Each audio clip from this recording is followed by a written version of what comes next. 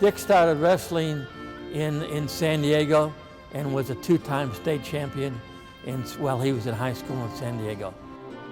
Dick Delgado was in the Navy from 1950 to 1954.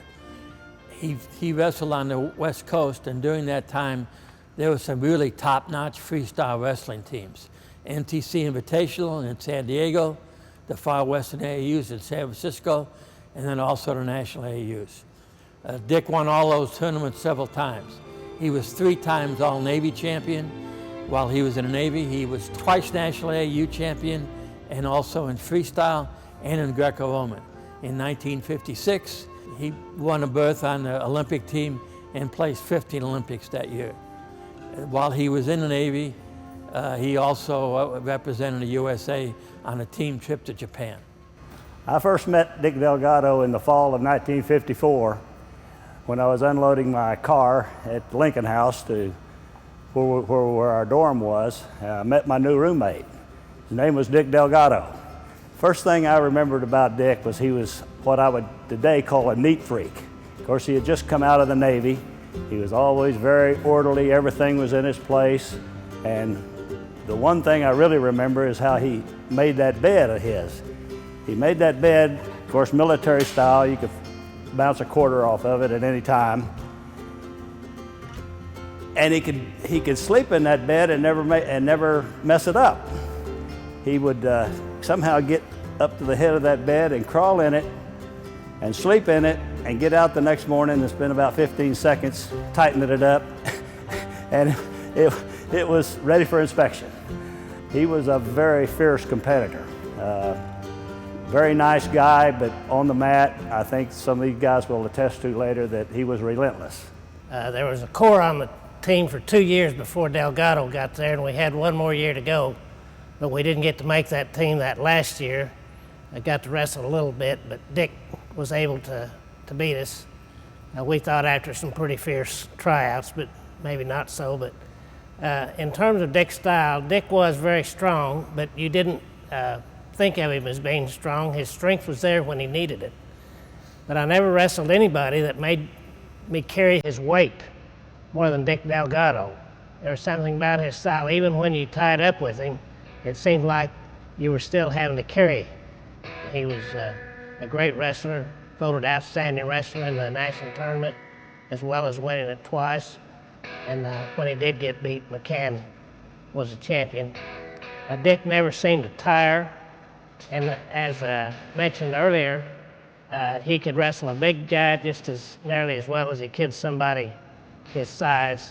Any of the big football players, he'd like to get on the wrestling mat and get on top of them and just really work them over. And he really caused them a lot of grief. He was kind of calculating and had great determination. Dick was a great wrestler for Oklahoma University.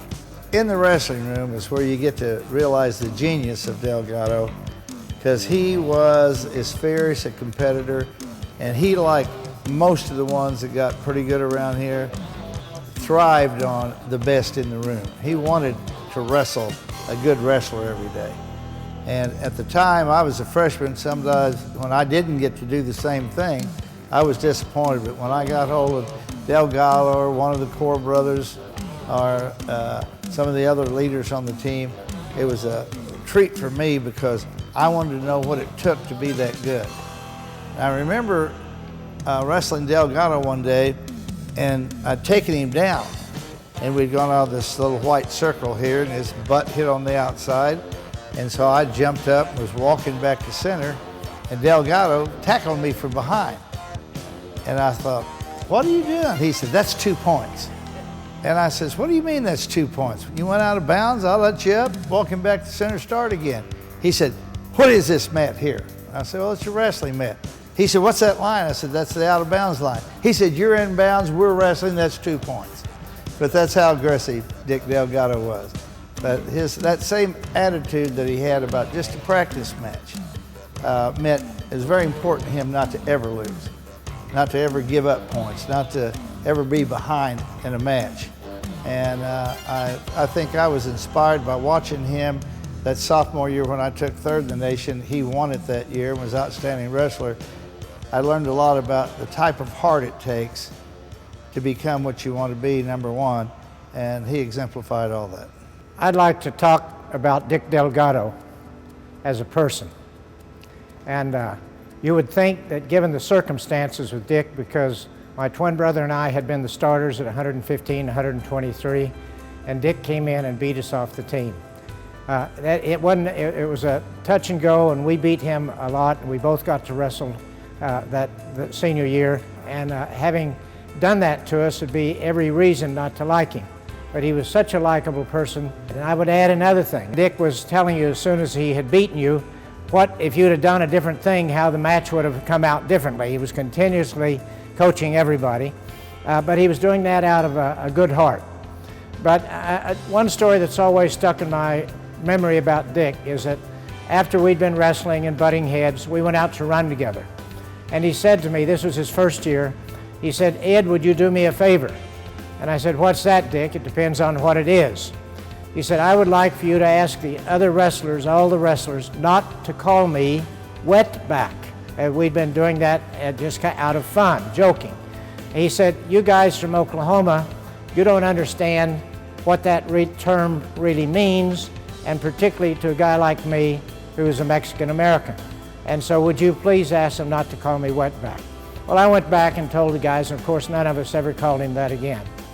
We emphasize different groups in NCAA wrestling and what they've contributed. In a way, Dick was the first, to my knowledge, of the great Hispanic wrestlers who reached national and international levels of competition. And he did that, and we look now, 50 years later, and we see Henry Cejudo kind of on the other end winning a gold medal, and they're kind of two bookends, to me, of what Hispanics have done over these years in contributing. And Dick, I think, was one of the persons that really started that for his people in wrestling. You see that. Every man is judged by what he does, not by what he looks like or where he comes from. And Dick did that.